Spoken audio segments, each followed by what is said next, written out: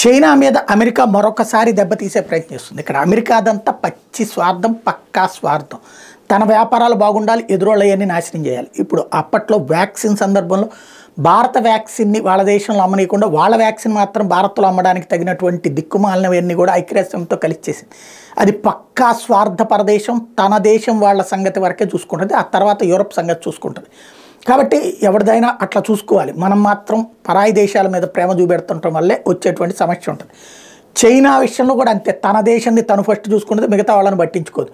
ఇప్పుడు semi conductor chips విషయంలో number 1గా ఉన్నటువంటి చైనా మొన్న అమెరికాకి ధమ్కీ ఇచ్చింది.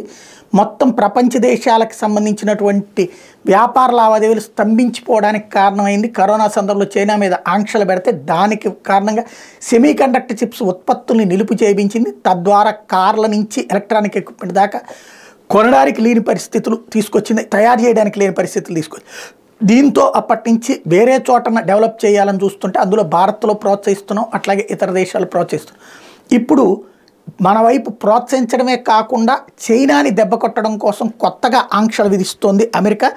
The US is considering blacklisting a number of Chinese semiconductor firms linked to Huawei after the telecom giant notched a significant technological breakthrough last year. ఇది ఇంకా మరికొన్ని ఆంక్షలు పెట్టి, హువాయి అనేది చైనా వాళ్ళకి సంబంధించిన సంస్థ, దాంతోపాటుగా మిగతా దాని అనుబంధ సంస్థల మీద కూడా బ్యాన్కి ఇప్పుడు అమెరికా ప్లాన్ చేస్తోంది.